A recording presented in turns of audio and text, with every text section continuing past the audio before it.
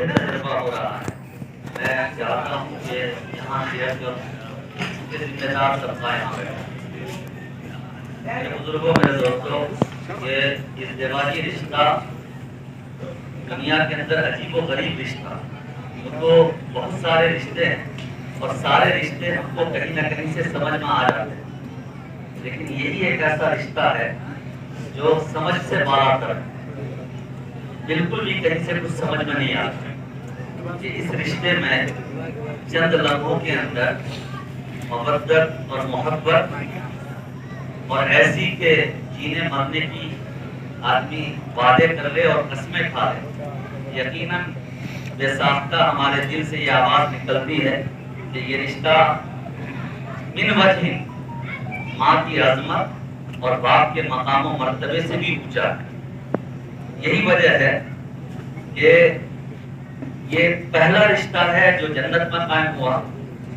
اور یہ پہلا رشتہ ہے جو مرنے کے بعد بھی قائم رہے گا۔ ماں کی عظمت اپنی جگہ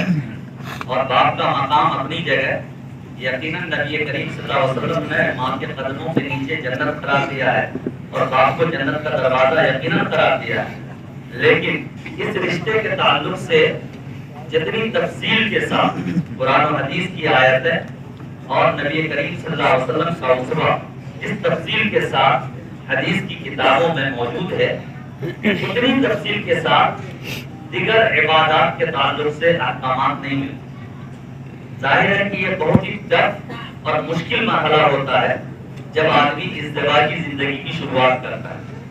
اس تعلق سے طبعی اور فطری حقوق بھی ہوتے ہیں۔ اللہ تعالیٰ نے قرآن پاک میں فرمایا وَلَهُنَّ مِثْلُ الَّذِي عَلَيْهِنَّ بِالْمَعْرُوفِ وَلِلرِّجَالِ عَلَيْهِنَّ دَرَجَةٌ۔ میاں اور بیوی دونوں کے تعلق سے بتایا گیا کہ جسمانی اعتبار سے، طبعی اعتبار سے دونوں کے حقوق ہیں،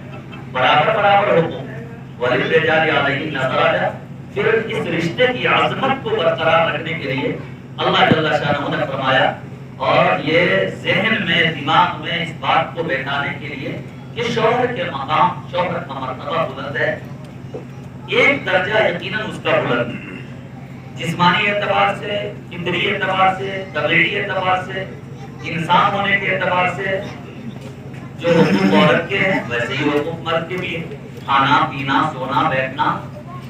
پہننا اوڑھنا، یہ سارے ایسی چیزیں ہیں جس میں مرد اور دونوں برابر ہیں، لیکن اس رشتے کی عظمت کو بتانے کے لیے اللہ سبحانہ وتعالیٰ نے فرمایا وَلِلرِّجَالِ عَلَيْهِنَّ دَرَجَةٌ، تاکہ قیامت کی صبح تک ہماری ہر بیٹی کو، ہر بہن کو یہ بات ذہن میں رہے کہ اللہ کا قرآن پکار کے کہہ رہا ہے کہ اس کے شوہر کا مرتبہ بلند ہے اور اس کی عظمت بہت بڑی۔ میرے بزرگوں، میرے دوستوں، اس موقع سے میں کہنا چاہتا ہوں اور کہتا رہتا ہوں ہمیشہ کہ عجیب اتفاق ہمارے معاشرے کا کہ دنیا کی ساری چیزوں کے سلسلے میں بہت پہلے سے کوششیں بھی ہوتی ہے، محنتیں بھی ہوتی ہے، اس کی تیاری بھی ہوتی ہے، لیکن اتنا کٹھن مرحلہ، اتنا مضبوط رشتہ جس سلسلے میں اتنی ساری رہنمائی موجود ہے، مجھے لگتا ہے، ہو سکتا ہے آپ لوگ اتفاق نہ کریں، لیکن مجھے لگتا ہے کہ اس سلسلے میں کہیں کوئی تیاری نہیں ہو پاتی کہ اس رشتے کے بندھن میں بس جانے کے بعد ہم زندگی کس انداز سے گزاریں گے۔ کیا یہ ضروری نہیں ہے کہ اتنا اہم معاملہ، اتنا ٹف معاملہ، اس سلسلے میں جو ہدایتیں ہیں، جو تفصیلات ہیں، ان کو وقت سے پہلے پڑھا جائے، سنا جائے، سمجھا جائے، بار بار پڑھا جائے، کیونکہ اللہ کے نبی صلی اللہ علیہ وسلم نے ایک شادی نہیں کی، 11 شادیاں کی ہیں، اور اسی چیز کو بتانے کے لیے کیا ہے تاکہ امت کا ہر طبقہ نبی کریم صلی اللہ علیہ وسلم کی ازدواجی زندگی کو پڑھے، سمجھے اور اس پر اپنی زندگی کو اتارنے کی کوشش کرے۔ مجھے لگتا ہے کہ اس سلسلے میں بڑی کمی ہے، اس کے برے نتائج اور بھیانک نتائج اس رشتے ازدواج کے جڑ جانے کے بعد سماج میں رونما ہو رہے ہیں۔ میں اس سلسلے میں پیغام دینا چاہوں گا کہ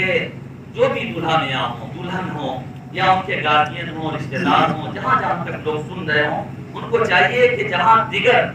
تمام چیزوں کی تیاری ہو رہی ہے وہاں مہینہ 2 مہینہ پہلے سے اس سلسلے میں جو کتابیں آ رہی ہے ہر جگہ موجود ہے، موبائل پر موجود ہے، نیٹ پر موجود ہے اور کتاب کی دکانوں میں موجود ہے، تحفے دلہن، تحفے دولہا اور ازدواجی مسائل، ازدواجی احکامات، اس طرح کے عنوان سے کتابیں ملتی ہیں، ان کتابوں کو ضرور مطالعے میں رکھی جائیں، اس سے بڑا فائدہ ہوگا، اس سے بڑا فائدہ ہوگا۔ آنے والی زندگی میں جو مرحلے آئیں گے، جو حالات آئیں گے، ان حالات سے مقابلہ کرنے کا ہنر ان کتابوں میں اللہ کے نبی صلی اللہ علیہ وسلم کی بتائی سنت اور طریقے میں موجود ہے۔ ہمیں صرف یہ پیغام دینا ہے اس موقع سے کہ چاہے وہ لڑکی ہو چاہے لڑکا ہو، ان کے گارجین ہوں، جہاں نکاح اور شادی کے لوازمات کے سلسلے میں مہینوں اور 6 مہینہ پہلے سے ہم تیاری کرتے ہیں، کیونکہ ایک زندگی ہم دے رہے ہیں لڑکے کو، ایک زندگی ہم دے رہے ہیں لڑکی کو، ایک نئی زندگی کی سوغات دیتے ہیں۔ یقیناً ہماری دی ہوئی چیزیں اور ہمارا دیا ہوا سامان چند دنوں کے لیے ہے اور چند سالوں کے بعد وہ سامان ضائع ہو جاتے ہیں، لیکن ایک رشتے میں بن جانے کے بعد اب جو ایک زندگی کی شروعات ہو رہی ہے وہ چند دنوں کی زندگی نہیں ہوتی بلکہ موت تک کی زندگی ہوتی ہے۔ ظاہر ہے اس کے لیے پہلے سے تیاری کرنی ضروری ہے، پہلے سے پڑھنا ضروری ہے، کیا مرحلے آئیں گے، کیا حالات آئیں گے، کیسے مقابلہ کرنا، کیسے مینج کرنا ہے، شوہر کے مزاج کو کیسے سمجھنا ہے، بیوی کی مزاج کو اور اس کے نخرے کو کیسے برداشت، وغیرہ وغیرہ، ان چیزوں کو بہت ضروری ہے پڑھنا۔ حضرت عائشہ، خدیجہ، سودا اور دیگر ازواج مطہرات مختلف المزاج کی تھی، مختلف حالات آئے تھے۔ ایک وقت ایسا بھی وقت آیا، قرآن میں نقشہ کھینچا گیا ہے کہ ازواج مطہرات نے نفقے کا مطالبہ کیا اور اس انداز سے مطالبہ کیا کہ اللہ کے نبی پریشان حال ہو گئے کہ اب میں کیا کروں، میرے گھر میں تو باقی چل رہے ہیں، میں کہاں سے سارے انتظامات اور سارے لوازمات کو پورا کروں۔ اللہ تعالیٰ نے قرآن میں نقشہ کھینچا اور پھر تنبیہ فرمائی اور فرمایا نبی کریم صلی اللہ علیہ وسلم کو کہ آپ انہیں بتائیے کہ اگر تم دنیاوی زندگی چاہتی ہو تو یقیناً دنیا کی راحت تمہیں دے دی جائے گی، دنیا کے لوازمات تمہیں مل جائیں گے، دنیا کے عیش و آرام تمہیں مل جائیں گے، لیکن اگر اس فقر و فاقہ کی زندگی میں اور اس تندرستی کی زندگی میں اگر تم اللہ کی رضا اور نبی کی مدد اور نبی کا تعاون اور اللہ کے یہاں اجر چاہتی ہو تو اللہ کے یہاں یقیناً بہترین اجر رکھو۔ یہ ایسی تعلیم ہے جس تعلیم کو ظاہر ہے کہ چند منٹ میں بیان نہیں کیا جا سکتا،